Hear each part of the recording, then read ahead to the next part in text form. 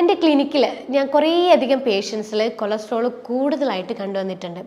ചിലവർ ബേസിക് ആയിട്ടുള്ള blood test ചെയ്യുമ്പോൾ അങ്ങനെയാണ് കൊളസ്ട്രോൾ കണ്ടുപിടിച്ചത്. ഈ ഒരു കൊളസ്ട്രോൾ നമ്മൾ ആ ലിപ്പിഡ് പ്രൊഫൈൽ ചെക്ക് ചെയ്യുമ്പോൾ ടോട്ടൽ കൊളസ്ട്രോൾ കൂടുതലാണ്, LDL കൂടുതലാണ്, HDL കൂടുതലാണ്. ഇത് കാരണം നമുക്ക് ഫാറ്റി ലിവർ ഉണ്ടാവാനുള്ള പോസിബിലിറ്റി. ഇത്രയും ഭക്ഷണ കാര്യങ്ങൾ നിങ്ങൾ ശ്രദ്ധിക്കുകയാണ്, ഇത്രയും ജീവിതശൈലി നിങ്ങൾ മാറ്റങ്ങൾ വരുത്തുമ്പോൾ തന്നെ നിങ്ങളുടെ കൊളസ്ട്രോൾ താനെ നോർമൽ ലെവലിലോട്ടേക്ക് വരാൻ തുടങ്ങും.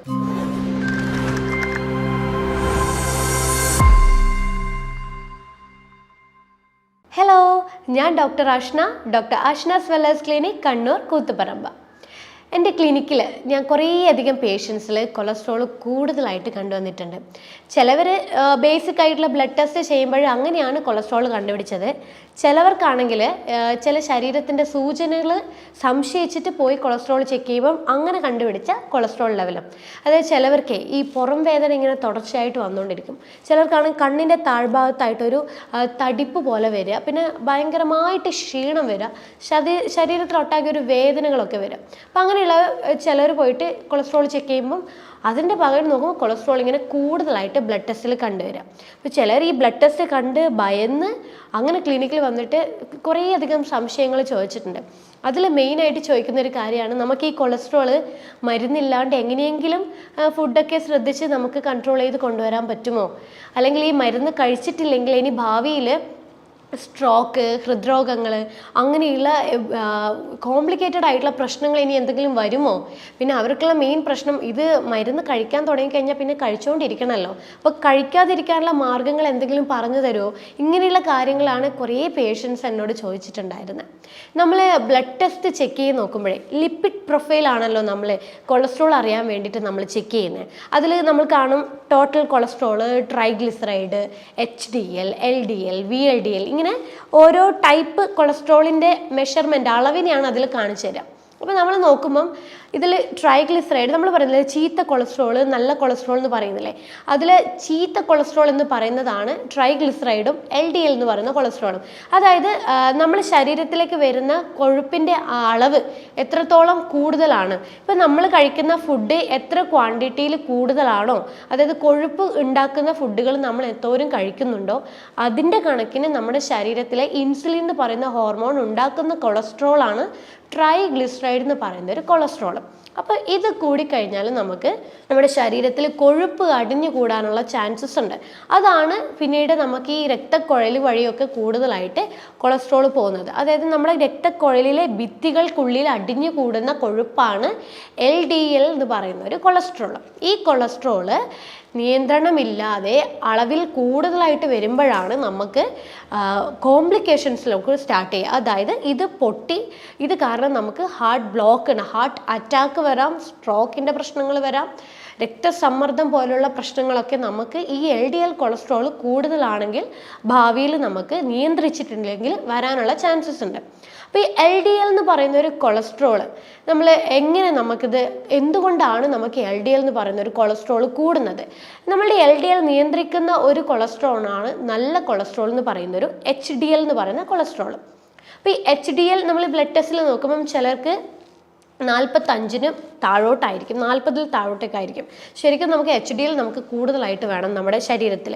HDL കൂടുതലായിട്ടുണ്ടെങ്കിൽ മാത്രമേ, അതായത് 40 മുകളിലോട്ട് വന്നു കഴിഞ്ഞാൽ മാത്രമേ നമ്മൾ ബ്ലഡ് ടെസ്റ്റിൽ കാണുന്നുള്ളൂ. അതിൻ്റെ റേഞ്ച് നമുക്ക് കാണാമല്ലോ. അപ്പോൾ 40 മുകളിലോട്ട് വരുന്ന HDL ആണ് ശരീരത്തിന് ആവശ്യമുള്ളത്. അപ്പോൾ കൂടുതലായിട്ട് HDL ശരീരത്തിൽ ഉണ്ടെങ്കിൽ നമുക്ക് LDL എന്ന് പറയുന്ന ഒരു കൊളസ്ട്രോളിനെ നിയന്ത്രിക്കാൻ പറ്റും. പക്ഷേ HDL കുറവാണ്, LDL കൂടുതലാണെങ്കിലാണ് നമുക്ക് കോംപ്ലിക്കേഷൻസ് കുറച്ച് കഴിഞ്ഞ് കഴിഞ്ഞാൽ സ്റ്റാർട്ട് ചെയ്യുന്നത്. അപ്പോൾ LDL എന്തുകൊണ്ടാണ് നമ്മുടെ ശരീരത്തിൽ ഇങ്ങനെ കൂടി വരുന്നത്? ഈ കൊളസ്ട്രോൾ എന്ന് പറയുന്നതിൻ്റെ മെയിൻ കാര്യം നമ്മുടെ ജീവിതശൈലിയിൽ ഉണ്ടാവുന്ന മാറ്റങ്ങളാണ്. അതായത് നമ്മുടെ ഭക്ഷണ ക്രമീകരണത്തിൽ ഉണ്ടാവുന്ന എന്തെങ്കിലും ഒരു മാറ്റങ്ങൾ, അല്ലെങ്കിൽ നമ്മൾ കൃത്യമായി വ്യായാമം ചെയ്യാതിരിക്കുക, അങ്ങനെയുള്ള ചില കാര്യങ്ങൾ കൊണ്ട് നമുക്ക് കൊളസ്ട്രോൾ കൂടാനുള്ള ചാൻസസ് ഉണ്ട്. അപ്പോൾ നമ്മൾ ഈ ഭക്ഷണത്തിൻ്റെ അകത്ത് ഈ സാച്ചുറേറ്റഡ് ആയിട്ടുള്ള ഫാറ്റ് അടങ്ങിയ ഫുഡുകൾ, അതായത് ഈ പാം ഓയിൽ, സൺഫ്ലവർ ഓയിൽ, ഇങ്ങനെയുള്ള ഓയിൽസ് നമ്മൾ കൂടുതൽ യൂസ് ചെയ്യുന്നവരാണെങ്കിൽ അവരുടെ ശരീരത്തിൽ സാച്ചുറേറ്റഡ് ആയിട്ടുള്ള ഫാറ്റ് കൂടുതലായിട്ട് വരും. അതുപോലെ ഈ ജങ്ക് ഫുഡ്സ്, ഓയിലി എണ്ണയിൽ വറുത്ത് പൊരിച്ച ഭക്ഷണങ്ങൾ, ഇങ്ങനെയുള്ള ഭക്ഷണങ്ങൾ കഴിക്കുമ്പോഴാണ് ശരീരത്തിലേക്ക് സാച്ചുറേറ്റഡ് ആയിട്ടുള്ള ഫാറ്റ് കൂടുതലായിട്ട് വരിക. ഇത് നമുക്ക് LDL എന്ന് പറയുന്ന ഒരു കൊളസ്ട്രോൾ കൂടാനുള്ള ചാൻസസ് ഉണ്ട്. അതുപോലെ നമ്മൾ മദ്യപിക്കുന്ന ഒരു വ്യക്തിയാണെങ്കിൽ നമുക്ക് LDL എന്ന് പറയുന്നൊരു കൊളസ്ട്രോൾ കൂടാം. അതുപോലെ നമുക്ക് വ്യായാമമൊന്നുമില്ല, ഇപ്പം നമ്മൾ ദിവസവും 3 നേരം കലോറി അടങ്ങിയ അല്ലെങ്കിൽ അന്നജം കൂടുതലായിട്ടുള്ള ഭക്ഷണങ്ങൾ കഴിച്ചു കഴിഞ്ഞാൽ അതെന്ത് ചെയ്യും? നമ്മുടെ ശരീരം അത് എനർജി ആക്കിയിട്ടാണ് മാറ്റുക. അപ്പോൾ നമുക്ക് കൃത്യമായിട്ട് വ്യായാമം ഇല്ലാതിരിക്കുമ്പോൾ നമ്മുടെ ശരീരത്തിൽ ഈ നമ്മൾ അന്നജം വഴി ഉള്ളിലേക്ക് എത്തിയ ഗ്ലൂക്കോസ് അത് ഉപയോഗിക്കാതെ, എനർജിയാക്കി മാറ്റി ഉപയോഗിക്കാതെ വരുമ്പോഴത് ഫാറ്റായിട്ട് അടിഞ്ഞുകൂടും. അപ്പോൾ നമുക്ക് എന്തുണ്ടാവാം? നമുക്ക് രക്തക്കുഴൽ വഴിയൊക്കെ ഈ ഫാറ്റ് പോകാനുള്ള ചാൻസസ് ഉണ്ട്. അത് കാരണം നമുക്ക് LDL കൂടാം. LDL കാരണം നമുക്ക് ഭാവിയിൽ ഇതുപോലെയുള്ള ഹൃദ്രോഗങ്ങൾ വരാനുള്ള ചാൻസസും ഉണ്ട്. അതുപോലെ നമുക്ക് ചില മരുന്നുകളുടെ ഉപയോഗം കൊണ്ട് നമുക്ക് കൊളസ്ട്രോളിൻ്റെ അളവ് കൂടാം. ചിലവർ ഈ BP യുടെ മരുന്ന് എടുക്കുന്നവർക്ക്, തുടർച്ചയായിട്ട് BP യുടെ മരുന്ന് എടുക്കുന്നവർക്ക് കൊളസ്ട്രോൾ കൂടാനുള്ള ചാൻസസ് ഉണ്ട്. അതുപോലെ ചില ആരോഗ്യ പ്രശ്നങ്ങൾ കൊണ്ട്, അതായത് നമുക്ക് തൈറോയിഡിൻ്റെ പ്രശ്നങ്ങൾ കൊണ്ടോ പ്രമേഹത്തിൻ്റെ പ്രശ്നങ്ങളൊക്കെ കൊണ്ടുള്ളവർക്ക് കൊളസ്ട്രോൾ കൺട്രോൾ ഇല്ലാതെ വരാനുള്ള ചാൻസസ് ഉണ്ട്. പിന്നെ ഈ ഒരു കൊളസ്ട്രോൾ നമ്മൾ ആ ലിപ്പിഡ് പ്രൊഫൈൽ ചെക്ക് ചെയ്യുമ്പോൾ ടോട്ടൽ കൊളസ്ട്രോൾ കൂടുതലാണ്, LDL കൂടുതലാണ്, HDL കൂടുതലാണ്. ഇത് കാരണം നമുക്ക് ഫാറ്റി ലിവർ ഉണ്ടാവാനുള്ള പോസിബിലിറ്റി ഉണ്ട്. കാരണം ആ കൂടിക്കിടക്കുന്ന ട്രൈഗ്ലിസറൈഡ് ഉണ്ടല്ലോ, നമ്മൾ നേരത്തെ പറഞ്ഞു, നമ്മൾ കൂടുതലായിട്ട് അന്നജം കഴിക്കുമ്പോൾ കൂടുതലായിട്ട് ട്രൈഗ്ലിസറൈഡ് എന്ന് പറയുന്ന ഒരു കൊളസ്ട്രോൾ നമ്മുടെ ശരീരത്തിൽ ഉണ്ടാകും. അപ്പം ഇത് കൂടുതലായിട്ട് നിന്ന് കഴിഞ്ഞാൽ അത് നമ്മുടെ നമ്മുടെ ലിവറിൽ കെട്ടിക്കിടക്കാനും അത് ഫാറ്റി ലിവർ ആവാനുള്ള ചാൻസസ് ഉണ്ട്. അതുപോലെ ഈ LDL എന്ന് പറയുന്നത് 100-ൽ താഴോട്ടാണ് LDL വേണ്ടത്. പക്ഷേ ഇതൊരു 130, 140 റേഞ്ച്, 160 വരെയൊക്കെ പോകുന്നത് വലിയ പ്രശ്നമില്ല. പക്ഷേ ഇത് 200-ന് മുകളിലോട്ട് വരുമ്പോഴാണ് ശരിക്കും LDL സംബന്ധിച്ചിട്ടുള്ള കോംപ്ലിക്കേഷൻസ് കാര്യങ്ങളൊക്കെ നമുക്ക് വരുന്നത്. കൊളസ്ട്രോൾ ഉള്ളവർക്ക് മരുന്നുകളുടെ ഉപയോഗമില്ലാതെ എങ്ങനെ നമുക്ക് കൊളസ്ട്രോൾ നിയന്ത്രിക്കാം? LDL കൊളസ്ട്രോൾ ആയാലും ട്രൈഗ്ലിസറൈഡ് എന്ന് പറയുന്ന കൊളസ്ട്രോൾ ആയാലും എങ്ങനെ നമുക്ക് നിയന്ത്രിക്കാം? അത് ഭക്ഷണത്തിൽ ഉണ്ടാകുന്ന മാറ്റങ്ങൾ വെച്ച് നമുക്ക് നിയന്ത്രിക്കാൻ പറ്റും. അതുപോലെ നമ്മൾ എക്സസൈസ് കാര്യങ്ങളൊക്കെ ശ്രദ്ധിച്ചുകൊണ്ട് നിയന്ത്രിക്കാൻ പറ്റും. ഇങ്ങനെയുള്ള കാര്യങ്ങളൊക്കെ വെച്ച് നമുക്ക് എങ്ങനെ നമ്മുടെ കൊളസ്ട്രോൾ നിയന്ത്രിക്കാം? അപ്പോൾ നമ്മൾ ആദ്യം ഭക്ഷണത്തിൽ എന്തൊക്കെ കാര്യങ്ങൾ നമ്മൾ ഉൾപ്പെടുത്തണം, എന്തൊക്കെ കാര്യങ്ങൾ നമ്മൾ ഒഴിവാക്കണം? ഇത് എല്ലാവർക്കും, കൊളസ്ട്രോൾ ഉള്ള എല്ലാവർക്കും കോമൺ ആയിട്ട് ഉണ്ടാകുന്ന ഒരു ഡൗട്ടാണ്. അപ്പോൾ നമ്മൾ എന്തൊക്കെ ഉൾപ്പെടുത്തണം എന്നുള്ളത് ഞാൻ ആദ്യം പറഞ്ഞുതരാം. അപ്പോൾ നമ്മൾ എപ്പോഴും ആദ്യം ചിന്തിക്കേണ്ട ഒരു കാര്യം ധാന്യങ്ങളെ കുറിച്ചാണ്. കാരണം ധാന്യങ്ങളാണ് നമ്മുടെ ശരീരത്തിൽ പെട്ടെന്ന് കൊളസ്ട്രോൾ കൂട്ടുന്ന ഭക്ഷണങ്ങൾ. അപ്പോൾ നമ്മൾ ധാന്യങ്ങളിൽ നമ്മളെപ്പോഴും തവിടോട് കൂടിയുള്ള ധാന്യങ്ങൾ കഴിക്കാൻ വേണ്ടിയിട്ട് കഴിക്കുക. തവിടോട് കൂടിയുള്ള അരി, അതുപോലെ ഓട്സിലാണെങ്കിൽ steel cut oats, rolled oats പോലെയുള്ള ഓട്സുകൾ കഴിക്കുക. അതുപോലെ തവിടോട് കൂടിയുള്ള ഗോതമ്പ്, അപ്പോൾ അതുപോലെ പരിപ്പ് വർഗ്ഗങ്ങൾ മുളപ്പിച്ചിട്ട്. അപ്പോൾ ഈ പറയുന്ന ധാന്യങ്ങൾ നമുക്ക് കൊളസ്ട്രോൾ ഉള്ളവർക്ക് ചെറിയ അളവിൽ ദിവസവും നമുക്ക് ഉൾപ്പെടുത്താൻ പറ്റും. കാരണം ഇതിൽ നല്ല പോലെ സോല്യുബിൾ ഫൈബർ അടങ്ങിയിട്ടുണ്ട്.